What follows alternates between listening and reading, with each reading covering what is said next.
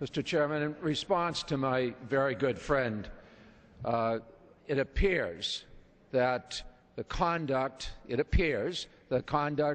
of these park rangers was wrong. So they have been reassigned. And I'm sure that whoever has responsibility now in that jurisdiction has been told, you don't do this. Now, these kinds of things happen all over the country, if not all over the world, clearly. Some people in authority abuse their power. It happens with local police departments. It happens state police. It happens with other people with a badge. And so they get disciplined. Sometimes they get taken to court. But normally, we don't change national policy to deal with misconduct, if that's what it was, on the part of certain individuals. We don't change national policy, and that's what you're trying to do. Let me put into this discussion and deliberation the fact that they had to go through national park land to get to that state water. Well, they do, and the National Park Service runs the concessions. So the National Park Service does have responsibility for some of the vehicles on this water. They don't know if there's contraband stuff coming. They don't know what's on the vessel. Now, my guess is, I don't know for sure, my guess is it's very seldom that they're going to stop and board any boat. They would probably have to have some reason. I'm sure now, after this incident, they have to have very substantial reason. But it's entirely conceivable that some point in the future, they're going to have very substantial reason to stop and board a boat. And we have precluded their ability to carry out their responsibility. So that's why we're concerned about the precedent. We're not concerned about the fact that if there was misconduct, that these folks have been reassigned. We're sure that the instructions that have been given by superiors have changed now to ensure that this incident is never repeated.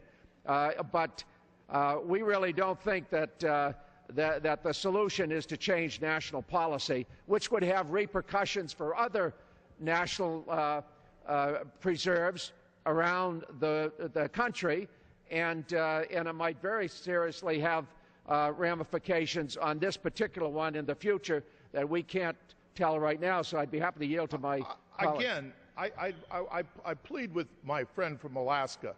You have made your case. You have gotten the relief for your constituents.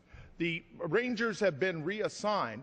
Accept victory and don't give us an amendment that would undermine boat safety inspections. And that's what this amendment does. He says, right, let me read this amendment. None of the funds made available by this act may be used by the Secretary of Interior to implement or enforce regulations concerning boating on or relating to waters located within Yukon Charley National Preserve, including waters subject to the jurisdiction of the United States, pursuant to Section 3H of Public Law, or any other authority. And if the gentleman reclaim my time, it's clear that's not just the waterway. That includes the entire all of the park. land. All of the entire park on this national preserve. They can't carry out their responsibilities. We're not just talking about the water. Will the gentleman yield? No. It is not their responsibility. This is the state waters. It's a national. It is not. It's within the Yukon River. I made a living on it. It's within a national park. All members suspend. The time is controlled by the gentleman from Virginia, and members will yield time appropriately to each other. Gentleman from Virginia. Would my very good friend from Alaska like me to yield him a few seconds to try to clarify what seems to be inexplicable? I would love to have you yield to me. Again, this is the Yukon Charley. The Yukon River that was used by the Gold Rush people has been used by Alaskans all these years without the Park Service. The state has authority over the waters. The Coast Guard has authority for inspection. The state has authority for registration, not the Park Service. This is the navigable water. That is our water. Now, the land is there on one side, but it is our water. And may I just continue for one thing? I have not won because I may have won a temporary battle, but it can be another park rangers. There can be another park superintendent that does not listen to anyone. Reclaiming where my, are we?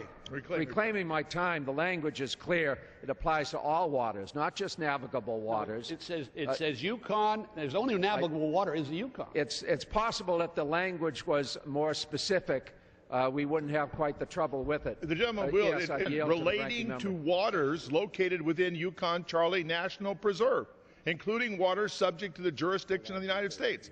The Park Service has, when you have... Time of the gentleman from Virginia has expired. Mr. Chairman, I ask unanimous consent the gentleman have another 2 minutes so he can yield to me. Is there objection? Without objection, the gentleman from Virginia is recognized for 2 additional minutes. Happy to yield to the chairman of the Natural Resources Committee. I appreciate the gentleman yielding, and I appreciate my friend from Washington reading the section, but he left out the last section, the last sentence of that section. And I think this is a pertinent part, and this is a point that the gentleman from Alaska is making, and it's regard to safety inspection. And it goes on, and I'll quote out the last sentence. This section does not affect the authority of the Coast Guard to regulate the use of waters subject to the jurisdiction of the United States within the Yukon Charley Preserve, end quote. Now, I would interpret that as saying the safety part of that is taken care of, but the gentleman from Alaska certainly is right on the part that these are state waters. And I appreciate the gentleman from yielding. Well, I was happy to yield. I would respond to the gentleman. The Coast Guard really doesn't spend much time on rivers. It's normally on coastal waters. It may have responsibility, but the fact is that the Coast Guard normally doesn't apply much in the way of resource. I'd like to know, how large is this national preserve? Because I suspect it's a very expansive national preserve that we're talking about. Do we know? I don't know, but I'm sure the gentleman knows. Mr. Young might know. You yield to me? Will the gentleman yield? It's my time, so I'll yield to Mr. It's my time, Mr. Young. Yeah, it's.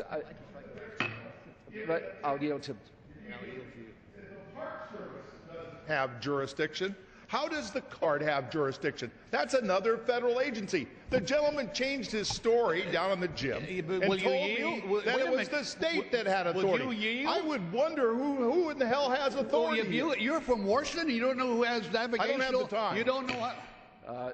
Yes. Again, the chair requests that members use the proper yielding to each other for time. The time's controlled by the gentleman from Virginia. I very much thank the chair of the full committee for clarifying who has the time. Now, stand over here. I think a number of very good questions have been raised by the ranking member of the full committee, the Appropriations Committee, and we are concerned about this precedent. We're also concerned about the safety of people who use this national preserve. We can understand Mr. Young's angst, but nevertheless, we have a responsibility not to establish precedent that may come back to haunt us.